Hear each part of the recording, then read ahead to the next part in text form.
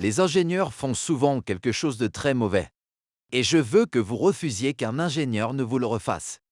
Ils vous disent, pas d'inquiétude, ce sera prêt dans 1 mois, ou 2 mois, ou 6 mois, ou 1 an. On en a déjà fait 90%. 90%, ils disent, ça fait rire Lucas, et il reste à 90% un bon bout de temps. Le problème, c'est qu'ils ne vous montrent pas où ils en sont avec leur éléphant. Ils disent, je vous assure, l'éléphant sera parfait. Mais vous ne pouvez pas le voir. Bientôt, il y aura un éléphant, mais vous ne le verrez pas avant. Et puis, tada! C'est pas un éléphant ou il n'est pas comme vous le vouliez. Il faudrait que ça se passe comme ça. Je vais vous expliquer exactement comment faire, mais d'abord, je veux préciser quelque chose. Vos ingénieurs savent déjà comment faire, et ceux qui sont ici présents le savent. Vous pouvez me contredire si vous pensez que j'ai tort. Ils savent comment construire des logiciels en tout petits morceaux. Donc à chaque étape, ils ajoutent quelque chose pour se rapprocher de plus en plus à un éléphant.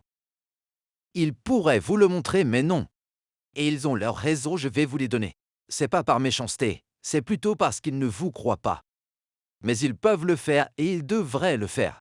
Et s'ils le faisaient, vous sauriez où en sont vos ingénieurs. C'est ce dont on va parler ce soir. Je veux vous aider à réfléchir à la façon dont vous, en tant qu'ingénieur, pouvez rendre votre équipe plus efficace. Ou si vous êtes chargé de l'expérience client, comme j'ai pu en rencontrer aujourd'hui, à la façon d'aider les ingénieurs à mettre en évidence les profits incroyables que vous pouvez générer. Et si vous possédez une entreprise ou que vous en dirigez une seule ou en équipe, comment vous assurer que vos ingénieurs soient responsables de leurs bénéfices? C'est ce dont je vais parler. Et donc, l'élément clé que je souhaite souligner lors de cette présentation, c'est que vos ingénieurs savent déjà faire tout ça. Laissez-moi vous donner un exemple. Qui sait ce qu'est un sélecteur de couleurs? Oui, vas-y Christine, dis-moi. J'écoute. Qu'est-ce qu'un sélecteur de couleurs? C'est un outil qui permet de choisir des couleurs. Oui, c'est un outil pour choisir une couleur. J'ai eu un client qui voulait que l'on intègre un sélecteur de couleurs à son produit. Ils avaient des graphiques et ils voulaient avoir la possibilité de changer la couleur des graphiques. Ils voulaient cette fonctionnalité pour leurs clients.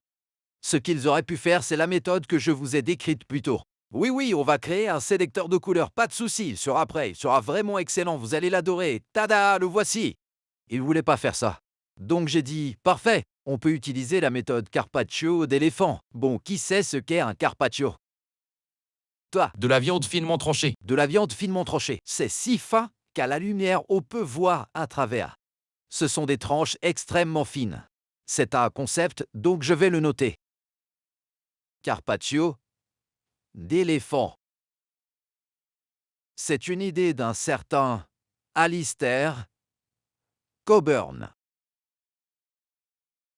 Le C et le K sont muets, c'est un de ces mots anglais bizarres avec des lettres silencieuses. Alistair a voulu expliquer comment il pouvait construire des logiciels, non pas en essayant de cacher le tableau, mais de façon à permettre à tout le monde de voir sa valeur au fur et à mesure de sa création.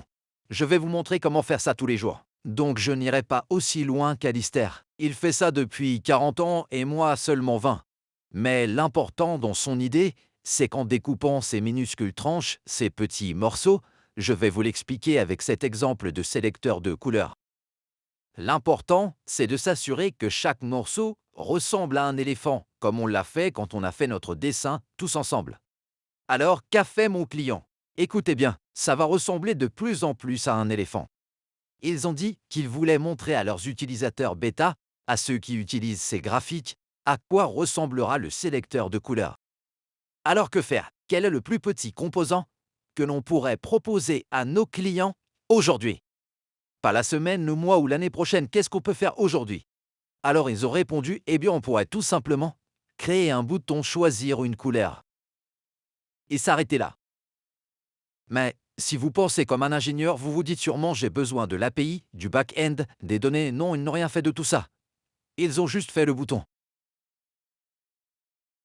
Et ils faisaient ça pour de nouveaux clients, c'est vrai. Ils ne voulaient fâcher personne, c'est normal, mais pour leurs clients bêta qui étaient prêts à avoir des produits non fonctionnels, ils avaient un bouton qui ne faisait rien. Appuyez sur le bouton et rien ne se passe, rien n'apparaît. Et ils ont sorti ça. Certains ont commencé à signaler des problèmes que le sélecteur ne marchait pas. Et ils ont dit très bien, qu'est-ce que vous vouliez faire avec? Il ne marche pas aujourd'hui, c'est normal. mais dites-nous comment vous comptez l'utiliser. Et donc, quand ils ont reçu des réponses, ils ont appris comment les gens allaient l'utiliser. Le bouton est mal placé, il faut le bouger. C'était la première tranche, un morceau de viande très très fin. Certains d'entre vous connaissent cette technique sous le nom de la porte peinte. Vous trouvez un mur, vous peignez une porte et vous voyez si les gens essaient de l'ouvrir. C'est une fausse porte, mais ça vous dit si certains aimeraient qu'il y ait une porte là. Donc, ils se sont dit, ils veulent un sélecteur de couleurs, on a parlé avec certains, ils disent avoir cliqué sur le bouton, d'accord, on sait qu'ils sont intéressés. Ensuite, ils ont pris un JPEG, une image. C'était l'image d'un sélecteur de couleurs. Vous voyez sûrement à quoi ça ressemble, je ne le dessine pas, j'y arriverai pas. Mais vous connaissez, c'est un genre de cercle avec des couleurs qui se fondent entre elles. Vous cliquez dessus, vous obtenez des couleurs. J'espère que vous savez ce que c'est, sinon, vous pouvez chercher sur Google. Et c'est ce qu'ils ont fait. Ils ont obtenu une image de sélecteur de couleurs et ils ont fait en sorte que cette image apparaisse quand on clique sur le bouton. Et ils n'ont rien fait d'autre, ils l'ont lancé tel quel. Bien sûr, les clients ont cliqué sur le bouton et cette fois, une image apparaît. Et puis, mon client très intelligent est allé parler aux personnes qui avaient cliqué dessus, qu'il a vu cliquer dessus. Il leur a demandé ce qu'ils essayaient de faire. Je veux cliquer ici pour enregistrer ça là et l'appliquer au graphique. Attendez, expliquez-moi ça encore. Cette deuxième tranche leur a donc donné plus d'informations sur ce que voulaient les clients. Parfait, ils pourraient le faire en un jour. La vitesse d'itération est donc très rapide.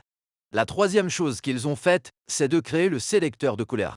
Et il fonctionne même un peu. Par exemple, lorsque vous cliquez sur une couleur, il affichera du bleu ou du vert. Il affichera la couleur sur laquelle vous avez cliqué. Mais il ne la sauvegardera pas, rien ne changera. Vous aurez juste la couleur. Ensuite, on recommencera ce cycle de recherche. On peut faire tout ça en une journée. Vous voyez ?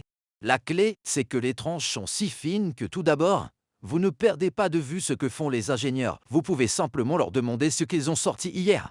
Et ils vous répondront, eh bien on a sorti ce petit élément, voilà ce qu'on a fait. Et vous pouvez dire, c'est pas ce que je voulais. Mais c'est ce que vous voulez entendre. Vous avez besoin de ce retour. Ou bien on vous dit, c'est génial, je peux m'en servir? Pas tout à fait.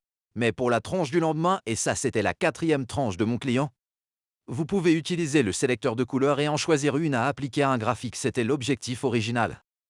Ils ont fait ça en 4 tranches, ça leur a pris 4 jours.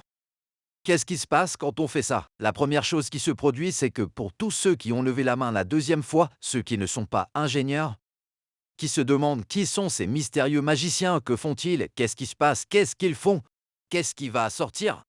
Chaque jour, vous pouvez voir ce qui se passe. Imaginez un peu de vivre dans ce monde.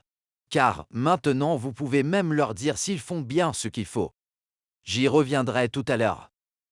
Et un autre avantage qui sera apprécié par les ingénieurs, c'est qu'ils n'ont plus besoin de faire d'estimation. Génial, plus d'estimation, plus de réunions de planification ni de story points, rien de tout ça. Je vois certains sourire, vous connaissez ça. Tout à coup, cette prévisibilité devient moins importante car vous pouvez être transparent tous les jours. Je peux en dire plus là-dessus si vous voulez, mais je veux que tout le monde comprenne qu'il y a des avantages pour tous. Si l'on peut devenir beaucoup plus transparent chaque jour, et si nos tranches sont vraiment fines.